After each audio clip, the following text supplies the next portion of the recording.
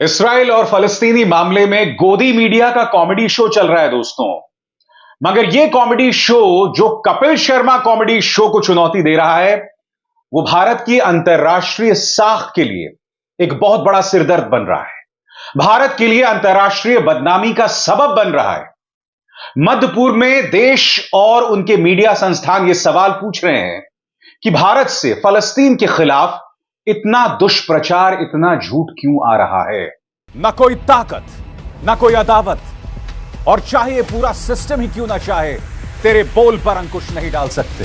बोल इलावा आजाद है तेरे। जो कॉमेडी शो हमारे न्यूज चैनल्स में चल रहा है ना दोस्तों, उस पर निगाह डालिए। एक एक करके कुछ मिसाल। युद्ध में कूदे मोदी, इस्राइल बोला थैंक यू। क्या आपको पता चला? क्या भारतीय सेना जो है वो गजा, फलस्तीन पहुंच गई है? यहां क्या बतलाने की कोशिश की जा रही है दोस्तों? मैं फिर दोहरा दूं, और मैं पहले भी कई बार बतला चुका हूं कि फलस्तीन के ऊपर भारत का रवैया साफ है।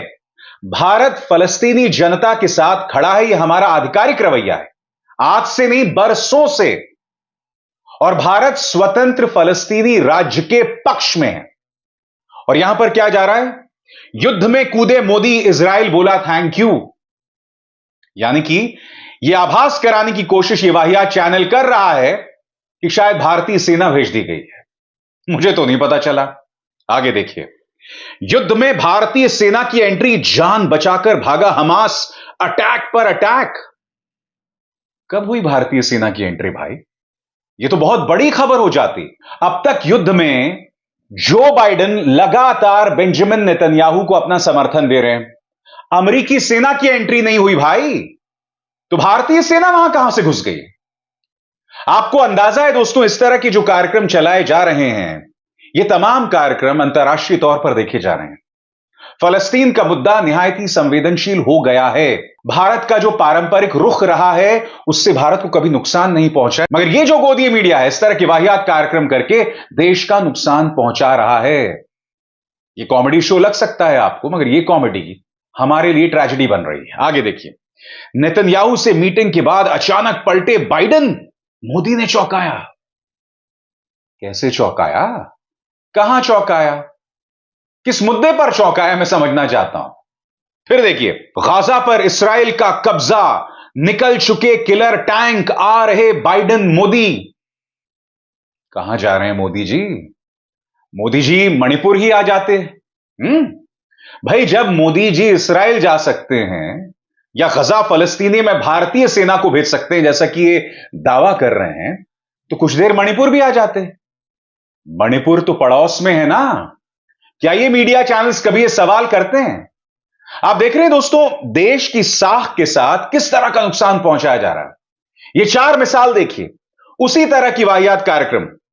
युद्ध में भारत, अमेरिका की एंट्री, तैनात किए खतरनाक लड़ाकू विमान, हमास की शामत तय। भारत रूस के बाद भारत ने उतारी सेना, इस्राइल में आज कुछ बड़ा होगा। इस्राइल की डबल हुई ताकत, मोदी आए नेतन्याहू के साथ, बटन दबेगा, हमास खत्म होगा। कौन सा बटन भैया? कौन सा बटन दब रहा है? कौन दबा रहा है? हैं? आगे देखिए साहब। इस्राइल को मोदी का मिला साथ, भेज दी सेना, फाइटर जेट तैनात, अब हमास का दी एंड। दोस्तों, ये बहुत बड़े दावे किए जा रहे हैं। पहली बात, भारतीय सेना की एंट्री फलस्तीन में हो चुकी है, कोई नहीं जानता। अगर ऐसी बात होती है तो यह बहुत बड़ी बात होती है। ये सारी खबरें फेक न्यूज है। भारतीय सेना की बिल्कुल भी एंट्री नहीं हुई, मगर इस तरह के भड़काऊ कार्यक्रम किए जा रहे हैं। इन सभी कार्यक्रमों से सीधा असर भारतीय हितों पर पड़ने वाला है। मध्य पूर्व में भारतीय हितों पर। आपको यह समझना पड़ेगा कि गोदी मीडिया यह तमाम कार्यक्रम क्यों करता है। भारतीय जनता पार्टी का महिमा मंडन करने के लिए, प्रधानमंत्री नरेंद्र मोदी की सेवा करने के लिए। मगर उन्हें अंदाजा नहीं है अंतर्राष्ट्रीय तौर पर इस्राइल फलस्तीन, जो कि एक निहायत ही संवेदनशील मुद्दा है, भारत को इसका क्या नुकसान हो रहा है।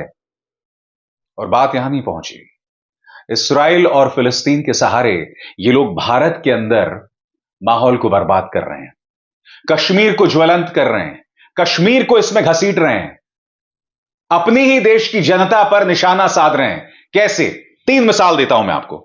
सबसे पहले टाइम्स नाउ नवभारत, फलस्तीन पर छाती पीटी, हमास पर सन्नाटा, वोट के लिए हमास का समर्थन, सीधा तुष्टीकरण। कई लोगों ने, मेरे जैसे कई लोगों ने हमास को एक आतंकवादी संगठन बताया है और बार बार कहा है कि एक ऐसा संघर्ष है जहां दोनों पक्षों ने हिंसा की। हमास के आतंकवादियों ने इसराइल पर पहला हमला किया जिसमें 1400 लोग मारे गए और इसके बाद इस्राएली सेना की ज्यादती बढ़ती गई, बेकसूर लोगों पर निशाना साधा गया, बार बार लगातार साधा गया। इस मुद्दे के 2 पहलू हैं, मगर यहां देखिए किस तरह के भड़काऊ कार्यक्रम किए जा रहे हैं। मुद्दा कुछ और नहीं है, मुद्दा है अपने ही देश की जनता पर निशाना साधना। आगे देखिए, फलस्तीन पर टुकड़े टुकड़े गैंग एक्टिव, कश्मीर को आजाद कराएगा गजा गैंग। जैसे मैंने कहा ना दोस्तों, अब इस मामले में कश्मीर को घसीटा जा रहा है और यही नहीं, सैयद सलाहुद्दीन हिजबुल मुजाहिदीन का मुखिया, उसका जिक्र किया जा रहा है मुकेश अंबानी के न्यूज चैनल में। ये देखिए, फलस्तीन पर टुकड़े गैंग एक्टिव, कश्मीर को आजाद कराएगा गजा गैंग। आप समझ रहे हैं दोस्तों इस कार्यक्रम का क्या मकसद है?